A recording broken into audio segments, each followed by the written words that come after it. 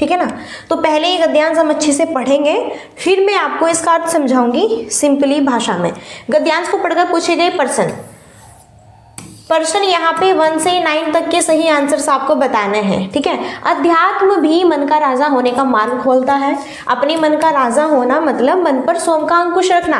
देखो, अध्यात्म भी मन का राजा होने का मार्ग खोलता है। अध्यात्म मन का राजा होने का मार्ग खोलता है। मन का राजा होना ये देखो, ये कहते हैं मानो दो बंदे हैं, ठीक है, आपस में लड़ाई कर रहे हैं। अगर आपको कोई गाली दे रहा है और अगर भैया आपको भी लड़ाई करनी है, उसका सिर फोड़ना है कि वो मुझे गाली दे रहा है, तो आप यहाँ पे लाठी उठाओगे और उसको मारोगे, ठीक है। फिर क्या होगा, झगड़ा होगा, आप भी जेल जाओगे, वो भी जेल जाएगा, तो बहुत ज़्यादा, ठीक है। लेकिन जो अपने मन पर कंट्रोल करता है वही क्या होता है, असली अध्यात्म कहलाता है, ठीक है। अपने मन का राजा होना मतलब मन पर स्वयं का अंकुश रखना। अपने मन पर स्वयं अंकुश, अगर कोई आपके साथ लड़ाई कर रहा है, गाली गलौज कर रहा है आपके साथ, तो आपको किस तरह यहाँ पे बचना है, ठीक है। भाई दे रहे तो दे लो गाली, कोई बात नहीं, दो आप गाली, ठीक है। उसकी चाल का निर्धारण करना, अपने लक्ष्य बनाना, लक्ष्य प्राप्त करने के लिए प्रयत्न करना। अध्यात्म आपको अपने मन का राजा बनने की ओर ले जाता है। यह स्थिति आपको विकारों से दूर रखती है, वैचारिक सुंदरता का वरदान देती है और बुराई के समक्ष कमजोर होने से बचाती है। यहीं पर प्रकृति से उपहार में जो जीवन मिला है उसके मूल्य को समझना चाहिए और उस क्षेत्र का राजा बनने के मार्ग पर चलना चाहिए जिस पर मानवता का विस्तार हो। राजा बनिए लेकिन शुद्ध विचारों, अच्छे कर्मों और मानवीय संवेदनाओं का राजा बनिए। अन्याय, अधर्म आदि से भीत ना हो और एक ऐसी सत्ता बनाए जिसमें समानता हो। जो स्वयं में राजा होकर समानता का मार्ग प्रशस्त करता है वह अध्यात्म के क्षेत्र का भी राजा बन जाता है, ठीक है ना। बहुत ही इंपॉर्टेंट है, आपकी लाइफ से जुड़ी हुई ये चीज़ें यहाँ पे कही गई है, आपकी भी हमारी लाइफ से। ये कह रहे हैं कि भैया आपको जीवन कैसे जीना है, ठीक है। ये कह रहे हैं कि अगर देखो यहाँ पर आपको अपने मन पर अंकुश लगाना है, अपने मन को, स्वयं को, अपने आप को नियंत्रण रखना है, तो यही बात है कि अगर भले ही आपको दो बंदे गाली दे रहे हैं, चुपचाप सुन लो, ठीक है ना। क्योंकि अगर आप भी बोलेंगे वो भी बोल रहे हैं, फिर लड़ाई झगड़ा हाथापाई होगी, ओके, लाठी डंडे चार्ज यहाँ पे होंगे। फिर क्या होगा, आप भी पुलिस जाएंगे, वो भी जाएंगे, आपका भी नाम गंदा होगा, उसका भी नाम होगा। तो भाई तुम दे रहे हो गाली, ठीक है, जैसे आपकी सोच है करो, ठीक है। वो जैसे कर्म करेगा अपने आप उसको सजा मिलेगी, लेकिन आप यहाँ पर अपने मन पर नियंत्रित रखना, जो भी अपने मन पर नियंत्रित रखना जान जाता है वही असली क्या होता है, राजा होता है। ये नहीं कि आपको स्पेशल राजा बनना पड़ेगा, है ना, और उसके लिए भाई राजा बनेंगे आप तभी आप अपने मन पे अंकुश रख पाएंगे, ऐसा कुछ नहीं है। अपने मन के राजा सब होते हैं, आप भी है, मैं भी हूँ, आपके बहन भाई सब हैं, ठीक है। जो भी अपने मन को अच्छा यहाँ पर रखता है और अच्छी कार्य करता है, अच्छी कर्म करता है। वैचारिक सुंदरता, ये नहीं कि सिर्फ ओनली आपकी पर्सनैलिटी की सुंदरता बेस्ट है, ओके, जो आपके मन की अंदर सुंदरता है वो बिल्कुल डल है, बिल्कुल खराब है, ऐसा नहीं होना चाहिए। अंदर की विचारों की जो सुंदरता है वो सबसे सुपर होनी चाहिए यहाँ पर, ठीक है ना। और आपका एक लक्ष्य होना चाहिए। अब देखो आपका जीवन है, ठीक है, और आप दुनिया में आए हैं तो कुछ ना कुछ तो आपका लक्ष्य होगा ही। बिल्कुल ऐसा नहीं हो सकता कि आप बिना लक्ष्य के यहाँ पे अपने जीवन को जो है ऐसे ही, ठीक है ना। तो भैया कहने का मतलब है कि अपना लक्ष्य बनाओ, ठीक है, लक्ष्य प्राप्त करने के लिए प्रयत्न करो, अभ्यास करो, तत्पर रहो, मेहनत करो। और अध्यात्म आपको आपके मन का राजा बनने की ओर ले जाता है। सबके साथ अच्छी जो है यहाँ पे सबके साथ अच्छा व्यवहार करो, ठीक है ना, किसी की बुराई मत करो, अच्छे मार्ग पर चलो। अगर आप राजा बन भी गए, फाइनली अगर आप जो है राजा बन गए, तो आपको अपनी प्रजा का भी ध्यान रखना है सही तरीके से, ठीक है। तो बस यही इस गद्यांश में कहा गया है। आइए अब हम क्वेश्चन सॉल्व करते हैं। और डियर फ्रेंड्स, मैं आपको बताऊंगी बहुत ही बेहतरीन यहाँ पर ये गद्यांश है, और मैं आपको बताऊंगी कि यहाँ पे देखो कैसे कैसे क्वेश्चंस आते हैं, किस तरह सॉल्व करेंगे। गद्यांश के अनुसार मनुष्य जीवन में ब्लैंक का बहुत महत्व है। क्या विस्तार का, लक्ष्य का, अंकुश का, राजा का, बताओ। देखो सबसे महत्वपूर्ण यहाँ पर बताना है मनुष्य के जीवन में क्या है। अब आप बताइए खुद ही। विस्तार, नो, इसका कोई मतलब नहीं। अंकुश लगाना, राजा बनना, नहीं, राजा भी तो तभी बनेंगे। सबसे पहला जो मेन यहाँ पे हमारा फोकस होगा वो क्या होगा, गोल, हमारा लक्ष्य। अब आप बताइए, आपको यहाँ पे गवर्नमेंट टीचर बनना है। आपको क्या बनना है, यहाँ पर गवर्नमेंट टीचर बनना है। और गवर्नमेंट टीचर के लिए आप क्या कर रहे हैं, यहाँ पे सीटेट दे रहे हैं, यूपी टेट दे रहे हैं, ठीक है ना, अदर यहाँ पर टेट दे रहे हैं, और भी अदर स्टेट टेट दे रहे हैं, ओके। और फिर जब कभी भी भर्ती आएगी तब आप यहाँ पे एस टेट देंगे, यानी कि सुपर टेट देंगे, क्लियर है। तो आपका लक्ष्य क्या है? गवर्नमेंट जॉब प्राप्त करना। और वो कैसे होगी? उसके लिए आपने अपना लक्ष्य बनाया हुआ है और बहुत सारी यहाँ पर आपको मेहनत करनी पड़ेगी, अभ्यास करना पड़ेगा, तत्पर रहना पड़ेगा, तब जाकर आपका लक्ष्य पूर्ण होगा। समझे ना? और बिल्कुल जो है भैया सबकी अपनी लाइफ होती है और सबकी लाइफ में कुछ ना कुछ लक्ष्य होता है और होना भी चाहिए, ठीक है ना। नेक्स्ट है आध्यात्मिक होने का क्या अर्थ है? वैचारिक प्रभुता, दूसरों पर दया करना, शारीरिक सुंदरता, विचारों की सुंदरता। तो आध्यात्मिक, देखो यहाँ पर अध्यात्म भी शब्द आया है आपका गद्यांश में, तो ये बताना है जो ये आध्यात्मिक है, आध्यात्मिक होने का क्या अर्थ है? आध्यात्मिक का मतलब क्या है? देखो आध्यात्मिक का मतलब होता है, मैंने आपको कहा था ना कि आपकी पर्सनैलिटी की सुंदरता पर नहीं, बल्कि आपके अंदर की सुंदरता, आपकी मन की सुंदरता, आपके विचारों की सुंदरता झलकनी चाहिए, तभी आप आध्यात्मिक आदमी बन पाएंगे, ठीक है। तो आध्यात्मिक होने का अर्थ होगा विचारों की सुंदरता। आपके विचार अच्छे हैं, आप सबके साथ अच्छा व्यवहार करते हैं, किसी के साथ गाली गलौज नहीं करते हैं, सबका सम्मान करते हैं, ठीक है ना। तो और आप कभी किसी की बुराई नहीं करते, ठीक है ना, ना कभी किसी से ईर्ष्या करते, जलते भी नहीं हैं। ओके, क्लियर है। तो ये होता है विचारों की सुंदरता। आगे नेक्स्ट है अध्यात्म शब्द में प्रत्यय का प्रयोग किया जा सकता है। तो अध्यात्म शब्द में किस प्रत्यय का प्रयोग किया जा सकता है? ये, इक, ता या फिर ई। देखो अध्यात्म शब्द में हम प्रत्यय का यूज करेंगे। प्रत्यय किसे कहते हैं? प्रत्यय वो होते हैं जो शब्द के बाद में लगते हैं, ठीक है, और शब्द का अर्थ ही चेंज कर देते हैं, उसे हम क्या कहते हैं? यहाँ पर प्रत्यय कहते हैं। अब अध्यात्म में कौन सा प्रत्यय लगाएंगे? सो बिल्कुल यहाँ पर लगाएंगे हम कौन सा? आध्यात्मिकता, यानी कि यहाँ पर हम ता प्रत्यय लगाएंगे। कौन सा प्रत्यय लगाएंगे? यहाँ पर हम ता प्रत्यय लगाएंगे, ठीक है ना। एक हमें ऐसा यहाँ पे शब्द बनाना है जिसका कोई अर्थ भी हो, ये नहीं कि आप प्रत्यय लगा रहे हैं, कुछ भी आपने अपने मन से बना दिया, लगा दिया, वो रॉन्ग होगा, ठीक है। प्रत्यय लगाने, जब आप प्रत्यय लगाएंगे, प्रत्यय लगाते वक्त ऐसा होना चाहिए, उस शब्द का कोई अर्थ होना चाहिए। विशेषण विशेष्य का उदाहरण नहीं है। वैचारिक सुंदरता, अच्छे कर्म, मानवीय संवेदना और लक्ष्य निर्माण। विशेषण विशेष्य का उदाहरण क्या नहीं है? देखो विशेषण जब हम किसी बंदे की विशेषता बताते हैं, ठीक है, और जब हम उस विशेषण की विशेषता बताएंगे वो विशेष्य कहलाता है। ओके, जैसे मैंने कहा राम मोटा लड़का है, तो मोटा लड़का है, उसकी क्वालिटी है, विशेषता है उसमें, ठीक है ना, मोटा है। लेकिन मैंने कहा राम बहुत मोटा लड़का है, तो बहुत विशेष्य हो गया और मोटा विशेषण हो गया। क्लियर है? तो वैचारिक सुंदरता विशेषण विशेष्य का एग्जाम्पल है, अच्छे कर्म, मानवीय संवेदना, जबकि लक्ष्य निर्माण, ठीक है, ये आपका विशेषण विशेष्य का एग्जाम्पल नहीं है, बल्कि यहाँ पर ये संज्ञा क्रिया से जुड़ा हुआ है। किससे जुड़ा हुआ है? संज्ञा क्रिया से जुड़ा हुआ है, ठीक है ना। चलिए नेक्स्ट है 5 क्वेश्चंस। स्क्रीन पर राजा का अनिवार्य गुण क्या नहीं है? देखो राजा का अनिवार्य गुण नहीं है मानवीय संवेदना, अच्छे कर्म करना, धर्मवीरू होना और निर्भयता होना। तो भैया यहाँ पे बताना है राजा का अनिवार्य गुण क्या नहीं होना चाहिए। तो अगर आपको राजा यहाँ पे बनना है, मानो कि आप यहाँ पर राजा बन गए हैं, ठीक है ना, तो आप अपनी प्रजा को कैसे यहाँ पर संभालेंगे? उसके लिए मानवीय संवेदना, अच्छे कर्म होने चाहिए आपके, निर्भयता होनी चाहिए आपके अंदर, लेकिन धर्मवीरू होना। धर्मवीरू का मतलब क्या होता है यहाँ पर? कि आप डरपोक है।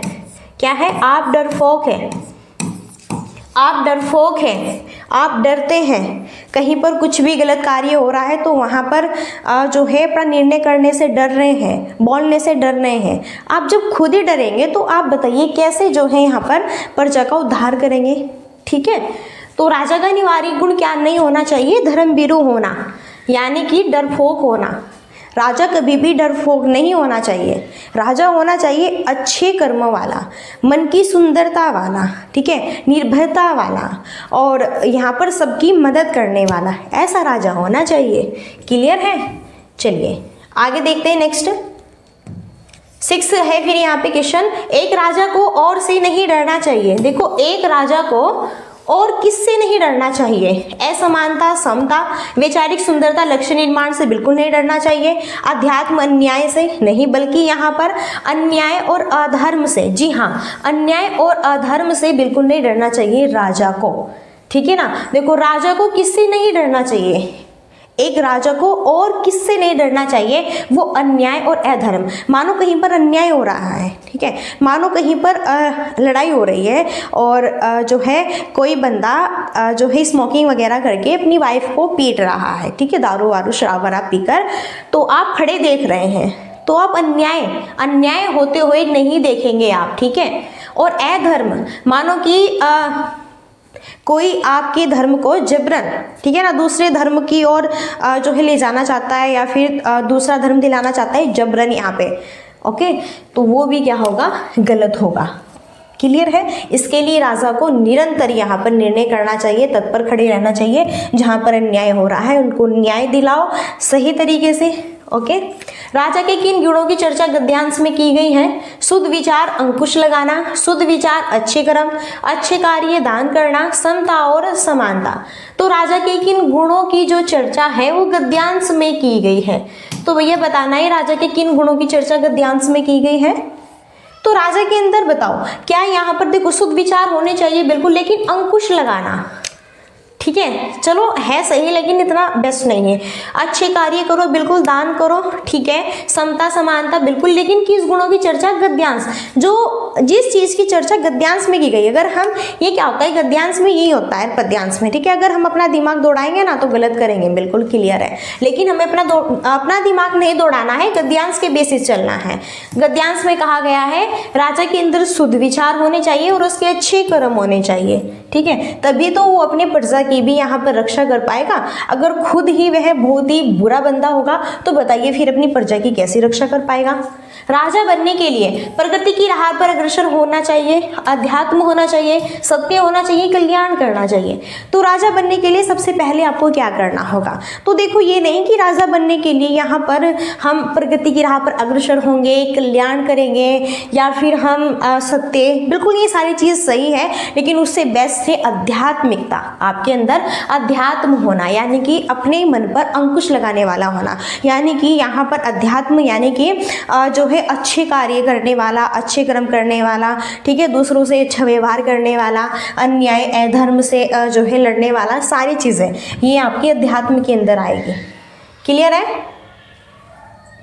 नेक्स्ट है अपने मन का राजा होने से तात्पर्य दूसरों पर अंकुश लगाना, अपने लक्ष्य के लिए सत्ता हड़पना, मन को नियंत्रित करना, अपने जीवन पर अंकुश लगाना। तो अपने मन का राजा होने से क्या तात्पर्य है बताना है भैया। अपने मन का राजा होने से क्या तात्पर्य है?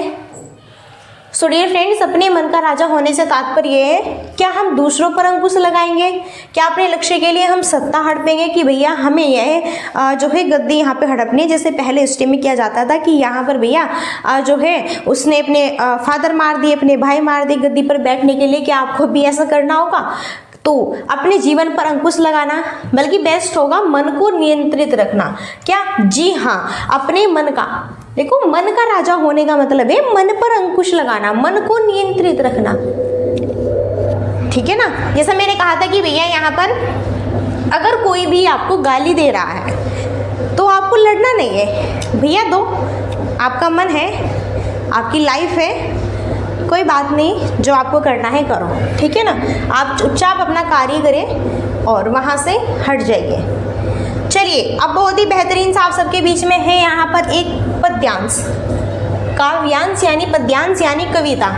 तो नीचे यहाँ पर एक कविता दी गई है और इसका सबसे उचित विकल्प का चयन करना है और सही आंसर्स को फिर आपको फॉलो करना है, ठीक है। देखो, गांधी, तिलक, सुभाष, जवाहर का प्यारा यह देश है, जियो और जीने दो का सबको देता संदेश है, पर हरी बनकर खड़ा हिमालय जिसके उत्तर द्वार पर, हिंद महासागर दक्षिण में इसके लिए विशेष है। यहाँ से क्वेश्चन बनेगा कि हिंद महासागर किस दिशा में है? दक्षिण में है, याद रखो। लगी गूंजने दसों दिशाएं वीरों के इस गान से, वीरों से क्वेश्चन बनेगा, वीरों का ये यहाँ पे कि वीर जो है इसमें कौन सा वचन है? तो देखो यहाँ पे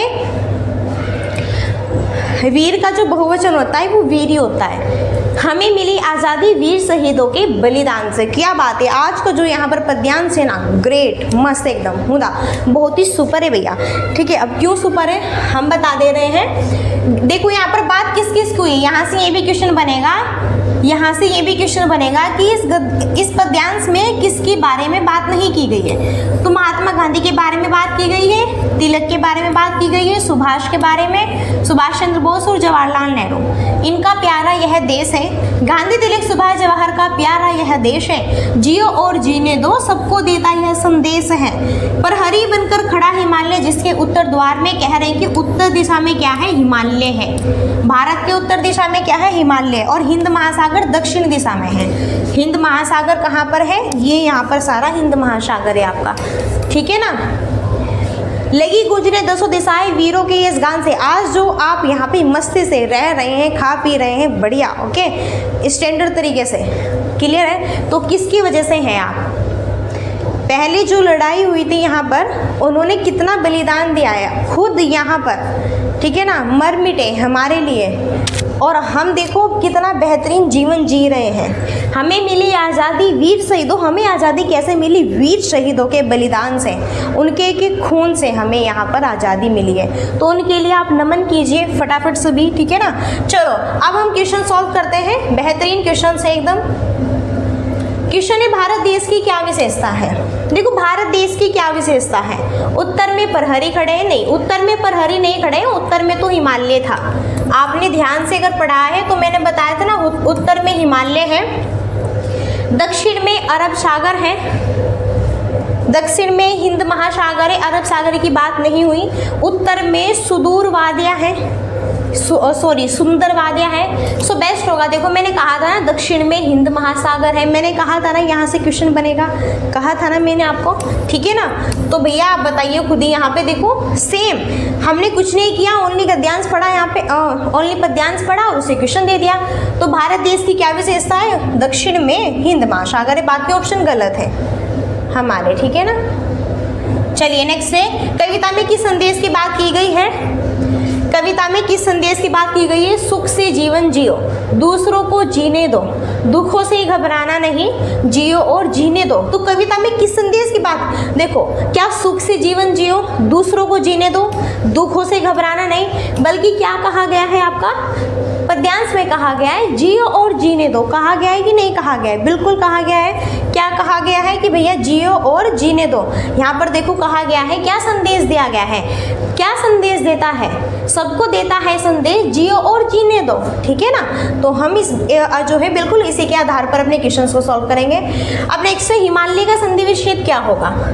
देखो एक दो क्वेश्चंस आपका ग्रामर से भी बेसिस आता है, और यहाँ पे गद्यांश से पद्यांश से ही कोई जो है अच्छा शब्द देगा, और वहाँ पर जैसे विशेषण, संज्ञा, संधि, ओके, इस तरह से क्वेश्चन पूछे जाते हैं। तो हिमालय में बताना है, यहाँ पर हिमालय में बताना है, हिमालय का संधि विच्छेद। संधि विच्छेद हिमालय का क्या होगा, हिम प्लस आल्य, हिम प्लस आल्य। संधि आपको पता है, संधि 3 प्रकार की होती है, संधि 3 प्रकार की होती है, ठीक है ना। स्वर संधि, व्यंजन संधि, और यहाँ पर आपकी होती है विसर्ग संधि, ओके, इस तरह आपकी 3 प्रकार की होती है। और ये जो यहाँ पर स्वर संधि है, इसके 5 भेद होते हैं स्वर संधि के, जिसमें यहाँ पे हिम प्लस, जिसमें दीर्घ संधि होती है, गुण संधि होती है, यण संधि होती है, वृद्धि संधि, अयादि संधि, यहीं से सबसे ज़्यादा क्वेश्चन बनते हैं। तो हिमालय में हिम प्लस आल्य, इसका सही संधि विच्छेद होगा। हिम में क्या है, ए है, यहाँ पर क्या है, आ है, ए आ मिलके दोनों क्या हो जाएगा, यहाँ पे बड़ा आ हो जाएगा। यानी कहने का मतलब है, यहाँ पर अगर पूछे हिमालय में कौन सी संधि है, यहाँ पर दीर्घ संधि है, क्योंकि खुद ही देख लो हिमालय बड़ा आ आया हुआ है ना, सारी चीजें क्लियर है। चलो नेक्स्ट है, कविता में किन महापुरुष का उल्लेख किया गया है। देखो कविता में किन महापुरुष का उल्लेख किया गया, मैंने कहा था यहाँ से क्वेश्चन बनेगा, चंद्रशेखर आजाद, महात्मा गांधी, राजगुरु, सुखदेव। क्या सुखदेव की बात की गई है, क्या राजगुरु की बात की गई है, क्या इनकी बात की गई है, नो, बल्कि महात्मा गांधी, जी हाँ, महात्मा गांधी, तिलक, सुभाष चंद्र बोस और जवाहरलाल नेहरू, इनकी बात की गई थी, ठीक है ना। आगे बढ़ते हैं नेक्स्ट स्क्रीन पर। कविता में किन वीरों के इस गान की बात की गई है, कविता में किन वीरों की इस गान की बात की गई है, कविता में किन वीरों की इस गान की, जिन्होंने शांति यात्रा का शुभारंभ किया, जिन्होंने देश की स्वतंत्रता के लिए जीवन दिया, जिन्होंने दूसरों के सुख की प्रार्थना की, जिन्होंने 200 दिशाओं का भ्रमण किया। भ्रमण नहीं किया था भैया, प्रार्थना भी नहीं की थी भैया, शांति यात्रा भी नहीं की थी, बल्कि जिन्होंने देश की स्वतंत्रता के लिए अपना जीवन दिया, जिन्होंने अपने देश को स्वतंत्र करने के लिए खुद यहाँ पर अपना जीवन दिया, खुद बलिदान दिया, खुद अपना खून बहाया, ओके, खुद अपने जो है परिवार से अलग हुए, ओके। तो कविता में किन वीरों की इस गान की बात कही गई है? जिन्होंने देश की स्वतंत्रता के लिए, जिन वीरों ने अपने जीवन को दिया, यानी कि अपना बलिदान दिया, ओके। नेक्स्ट है, देखो मैंने कहा था ना यहाँ से क्वेश्चन बनेगा, वीर का बहुवचन रूप बताना है, क्या होगा? देखो एक होता है एक वचन, बहुवचन, एक वचन होता है, बहुवचन होता है, तो हमें वीर का बहुवचन बताना है। तो अगर हम बात करें, देखो कुछ शब्द ऐसे होते हैं कि जिसका एक वचन और बहुवचन वो सेम ही होता है अपने आप में, तो भैया वीर का बहुवचन वीर ही होता है।